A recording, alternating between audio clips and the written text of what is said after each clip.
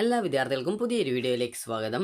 ഈ വർഷത്തെ +2 save or improvement കമ്പാർട്ട്മെൻ്റൽ June 2026 പരീക്ഷയ്ക്കുള്ള അപേക്ഷകൾ വിദ്യാർത്ഥികൾക്ക് നാളെ വരെ പേ കൂടാതെ നൽകാവുന്നതാണ്. അതായത് ജൂൺ 1-ാം തീയതി വരെയാണ് നിലവിൽ പേ കൂടാതെ അപേക്ഷിക്കാനുള്ള ഡേറ്റ്. അപ്പോൾ ഈ ഒരു ഡേറ്റ് ജൂൺ 3 വരെ നീട്ടിയിട്ടുണ്ട് എന്നുള്ള രീതിയിൽ പറയുന്നുണ്ടെങ്കിലും നിലവിൽ അതുമായി ബന്ധപ്പെട്ടുള്ള ഒഫീഷ്യൽ സർക്കുലർ വന്നിട്ടില്ല. അതിനാൽ തന്നെ നിങ്ങൾ നാളെ തന്നെ ഒരു അപേക്ഷ നൽകാൻ ശ്രദ്ധിക്കുക. അതുപോലെ തന്നെ ജൂൺ 2, 3 തീയതികളായിട്ടാണ് 600 രൂപ ഫൈനോടുകൂടിയുള്ള അപേക്ഷ. അപ്പോൾ ഈ ഒരു ഡേറ്റ് ചേഞ്ച് ചെയ്തിട്ട് ഒരു ജൂൺ 4, 5 തീയതികളിലായിട്ട് ഈ ഒരു ഫൈനോടുകൂടിയുള്ള അപേക്ഷ ചേഞ്ച് ചെയ്തിട്ടുണ്ട് എന്ന് പറഞ്ഞിട്ടുണ്ടെങ്കിലും നിലവിൽ ഇതുമായി ബന്ധപ്പെട്ട് ഒഫീഷ്യൽ വെബ്സൈറ്റിൽ ഒരു സർക്കുലറൊന്നും വന്നിട്ടില്ല. അപ്പോൾ അത് വന്നു കഴിഞ്ഞാൽ നിങ്ങളെ അറിയിക്കും. എന്നിരുന്നാലും നിങ്ങൾ ശ്രദ്ധിക്കേണ്ടത് നാളെ തന്നെ നിങ്ങളുടെ ഒരു +2ൻ്റെ സേവ് ഓർ ഇംപ്രൂവ്മെൻറ്റ് കമ്പാർട്ട്മെൻറ്റ് വിഭാഗത്തിൽ നിങ്ങൾ ഏത് വിഭാഗത്തിലാണോ പരീക്ഷ എന്നത് അതിനനുസരിച്ച് നിങ്ങൾ രജിസ്ട്രേഷൻ ചെയ്യേണ്ടതാണ്. ഇനി വിദ്യാർത്ഥികൾ ശ്രദ്ധിക്കേണ്ട പ്രധാനപ്പെട്ട കാര്യം എന്ന് പറയുന്നത് വിദ്യാർത്ഥികൾക്ക് ഒരു +2ൻ്റെ പ്രാക്ടിക്കൽ പരീക്ഷ ഒരു 2026 ജനുവരി, ഫെബ്രുവരി മാസങ്ങളിലായിട്ട് നടത്തിയിട്ടുണ്ടായിരുന്നു. അപ്പോൾ ആ ഒരു പരീക്ഷ എഴുതാൻ പറ്റാത്ത വിദ്യാർത്ഥികളുണ്ടാവും. അപ്പോൾ അങ്ങനെ എഴുതാൻ പറ്റാത്ത വിദ്യാർത്ഥികൾക്ക് ആ ഒരു ഏത് വിഷയത്തിൻ്റെ പ്രാക്ടിക്കൽ പരീക്ഷയാണോ എഴുതാത്തത് ആ ഒരു പ്രാക്ടിക്കലിൻ്റെ പരീക്ഷ നിങ്ങൾക്ക് ഈ ഒരു വരുന്ന ജൂൺ 11, 12 തീയതികളായിട്ട് നിങ്ങളുടെ ജില്ലയിലെ ഏതെങ്കിലും ഒരു സ്കൂളിൽ വെച്ചിട്ടാണ് ഒരു പ്രാക്ടിക്കലിൻ്റെ പരീക്ഷ നടത്തുക. അപ്പോൾ ആ ഒരു ടൈമിൽ നിങ്ങൾക്ക് ആ സെൻറ്റർ ഏതാണെന്നുള്ളത് നിങ്ങളുടെ സ്കൂളിൽ ചോദിച്ച് സ്കൂളിലെ പ്രിൻസിപ്പാളിനോട് ചോദിച്ച് മനസ്സിലാക്കി നിങ്ങൾക്ക് ആ ഒരു എക്സാം സെൻറ്ററിൽ പോയിട്ട് നിങ്ങൾക്ക് ഒരു പ്രാക്ടിക്കൽ പരീക്ഷയുടെ പരീക്ഷ നിങ്ങൾക്ക് എഴുതാവുന്നതാണ്. ഒരു തവണ പ്രാക്ടിക്കൽ പരീക്ഷ എഴുതിയ വിദ്യാർത്ഥികൾ ഈ ഒരു പ്രാക്ടിക്കൽ പരീക്ഷ വീണ്ടും എഴുതണമെന്ന് നിർബന്ധമല്ല. അതിനാൽ തന്നെ ആവശ്യമുള്ളവർക്ക് മാത്രം ഈ ഒരു പ്രാക്ടിക്കലിൻ്റെ പരീക്ഷ എഴുതാൻ സാധിക്കുന്നതായിരിക്കും. അതുപോലെ എക്സാം സെൻറ്റർ കൃത്യമായിട്ട് നിങ്ങൾ സ്കൂളിൽ ചോദിച്ച് മനസ്സിലാക്കേണ്ടതാണ്. ഒരു ജില്ലയിൽ ഒരു സ്കൂൾ മാത്രമാണ് എക്സാം സെൻറ്ററായിട്ട് പ്രാക്ടിക്കലിൻ്റെ എക്സാം സെൻറ്ററായിട്ട് ഉണ്ടാവുകയുള്ളൂ. ഇനി വിദ്യാർത്ഥികൾ ശ്രദ്ധിക്കേണ്ട പ്രധാനപ്പെട്ട കാര്യം എന്ന് പറയുന്നത് ഒരു അപേക്ഷ നൽകാനായിട്ട്, അതായത് നിങ്ങൾക്ക് ഒരു +2ൻ്റെ സേവ് ഓർ ഇംപ്രൂവ്മെൻറ്റ് കമ്പാർട്ട്മെൻറ്റ് വിഭാഗത്തിൽ +2ൻ്റെ പരീക്ഷയ്ക്കായിട്ട് രജിസ്ട്രേഷൻ ചെയ്യാനായിട്ട് ഈ ഒരു ഫോമാണ് ഉപയോഗിക്കേണ്ടത്. നിങ്ങളിപ്പോൾ പരീക്ഷയാണ് എഴുതുന്നെങ്കിലും ഇംപ്രൂവ്മെൻറ്റ് പരീക്ഷയാണ് എഴുതുന്നെങ്കിലും വിദ്യാർത്ഥികൾക്ക് അല്ലെങ്കിൽ കമ്പാർട്ട്മെൻറ്റ് വിഭാഗത്തിലാണ് പരീക്ഷ എന്നെങ്കിൽ കൂടി നിങ്ങൾക്ക് ഈ ഒരു ഫോമാണ് നിങ്ങൾ ഫില്ല് ചെയ്ത് നൽകേണ്ടതായിട്ടുള്ളത്. അപ്പോൾ ഈ ഒരു ഫോം എങ്ങനെ ഫില്ല് ചെയ്യാം എന്നുള്ള കാര്യങ്ങളൊക്കെ നമുക്ക് നോക്കാം. അപ്പോൾ വിദ്യാർത്ഥികൾ പ്രധാനമായിട്ടും ശ്രദ്ധിക്കേണ്ട കാര്യം എന്ന് പറയുന്നത് ഈ ഒരു അപേക്ഷ നൽകുന്നതിനായിട്ട് ആവശ്യമായിട്ടുള്ളത് ഈ ഒരു ആപ്ലിക്കേഷൻ ഫോമാണ്. അതുപോലെ തന്നെ ഈ ഒരു ആപ്ലിക്കേഷൻ ഫോമിൽ ഒട്ടിക്കാനുള്ള ഒരു പാസ്പോർട്ട് സൈസ് ഫോട്ടോ ആണ് അടുത്തതായിട്ട് ആവശ്യമായിട്ടുള്ളത്. അതുപോലെ തന്നെ നിങ്ങൾക്ക് ടോട്ടലായിട്ട് എത്ര രൂപയാണോ ഫീസ് വരുന്നത് ആ ഒരു ഫീസാണ് നിങ്ങൾക്ക് ആവശ്യമായിട്ടുള്ളത്. അടുത്തത് നിങ്ങളുടെ +2ൻ്റെ റിസൾട്ടിൻ്റെ, അതായത് മാർച്ചിലെ പരീക്ഷ നിങ്ങൾ എഴുതിയാലും ഇല്ലെങ്കിലും +2ൻ്റെ 2026 മാർച്ചിലെ രജിസ്ട്രേഷൻ നടത്തിയ ഒരു വിദ്യാർത്ഥിക്ക് +2ൻ്റെ റിസൾട്ട് കിട്ടും. അപ്പോൾ ആ ഒരു റിസൾട്ടിൻ്റെ പ്രിൻ്റ് ഔട്ടാണ് ആവശ്യമായിട്ടുള്ളത്. അപ്പോൾ ഇത്രയുമാണ് നിങ്ങൾക്ക് ഈ ഒരു അപേക്ഷ നൽകാനായിട്ട് ആവശ്യമായിട്ടുള്ളത്. അപ്പോൾ ഇത്രയും എടുത്തുകൊണ്ട് നിങ്ങൾക്ക് നിങ്ങളുടെ 2026 മാർച്ച് മാസത്തിലെ പരീക്ഷയ്ക്ക് ഏത് സ്കൂളിലാണോ നിങ്ങൾ രജിസ്ട്രേഷൻ ചെയ്തിട്ടുണ്ടായിരുന്നത് ആ ഒരു രജിസ്ട്രേഷൻ ചെയ്ത സ്കൂളിലെ പ്രിൻസിപ്പാളിനാണ് ഒരു അപേക്ഷ നൽകേണ്ടതായിട്ടുള്ളത്. അതുപോലെ തന്നെ നിങ്ങൾ നാട്ടിലില്ലാത്ത വിദ്യാർത്ഥികളുണ്ടെങ്കിൽ അങ്ങനെയുള്ള വിദ്യാർത്ഥികൾക്ക് നിങ്ങളുടെ തൊട്ടടുത്തുള്ള സ്കൂളിലെ പ്രിൻസിപ്പാളിന് ഒരു അപേക്ഷ നൽകാനും സാധിക്കുന്നതായിരിക്കും. അതായത് ചില വിദ്യാർത്ഥികൾ ഇപ്പോൾ ഒരു എക്സാമിന് കാസർഗോഡുള്ള ഒരു വിദ്യാർത്ഥി ഒരു എക്സാമിന് ഒരു തിരുവനന്തപുരത്താണ് ഉള്ളതെന്ന് വിചാരിക്കാം. അപ്പോൾ ആ ഒരു വിദ്യാർത്ഥിക്ക് ഇങ്ങോട്ടേക്ക് വരാൻ ബുദ്ധിമുട്ടുണ്ടെങ്കിൽ തൊട്ടടുത്തുള്ള ആ ഒരു സ്കൂൾ ഏതാണോ ആ ഒരു ഹയർ സെക്കൻഡറി സ്കൂളിൽ കൊണ്ടുപോയിട്ട് ഒരു ആപ്ലിക്കേഷൻ സമർപ്പിച്ചാൽ മതിയാകും.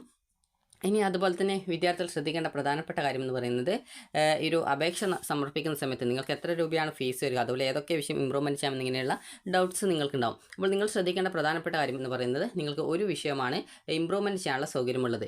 അതായത് ജയിച്ച വിദ്യാർത്ഥികളാണ് സാധാരണത്തിൽ ഇമ്പ്രൂവ്മെൻറ്റ് ചെയ്യാറുള്ളത് എങ്കിലും നിങ്ങൾ തോറ്റ വിദ്യാർത്ഥികൾക്കും, അതായത് എല്ലാ വിഷയങ്ങൾക്കും D+ ഗ്രേഡ് ലഭിച്ചിട്ടുള്ള വിദ്യാർത്ഥികൾക്ക് ഏതെങ്കിലും ഒരു വിഷയം ഇമ്പ്രൂവ്മെൻറ്റ് ചെയ്യാനുള്ള സൗകര്യമുണ്ട്. അതായത് ഒന്നുകിൽ പരീക്ഷ എഴുതാം അല്ലെങ്കിൽ ഇമ്പ്രൂവ്മെൻറ്റ് പരീക്ഷ എഴുതാം. ഈ ഒരു രീതിയിലാണ് ഇതിൻ്റെ ആ ഒരു രീതി എന്ന് പറയുന്നത്. അപ്പോൾ ഒരു സബ്ജക്റ്റാണ് വിദ്യാർത്ഥികൾക്ക് ഇമ്പ്രൂവ്മെൻറ്റ് ചെയ്യാനുള്ള സൗകര്യമുള്ളത്. 500 രൂപയാണ് പെർ സബ്ജക്റ്റിന് ഫീസ് വരുന്നത്. അതിൻ്റെ കൂടെ 40 രൂപയാണ് സർട്ടിഫിക്കറ്റ് ഫീസ് വരുന്നത്. ഇനി ഗൾഫ് മേഖലയിലുള്ള വിദ്യാർത്ഥികൾക്ക് ഈ ഒരു കേരളത്തിലുള്ള വിദ്യാർത്ഥികൾക്ക് ഒരു സബ്ജക്റ്റാണ് എഴുതാൻ പറ്റുക എങ്കിൽ കൂടി ഗൾഫ് റീജിയനിലുള്ള വിദ്യാർത്ഥികൾക്ക് നിങ്ങൾക്ക് 6 സബ്ജക്റ്റ് ഇമ്പ്രൂവ്മെൻറ്റ് ചെയ്യണമെങ്കിൽ 6 സബ്ജക്റ്റും ഇമ്പ്രൂവ്മെൻറ്റ് ചെയ്യാൻ പറ്റും. ഒരു വിഷയത്തിന് 500 രൂപ തന്നെയാണ് ഫീസ്. അതിൻ്റെ കൂടെ 40 രൂപയാണ് ഫീസ് വരുന്നത്.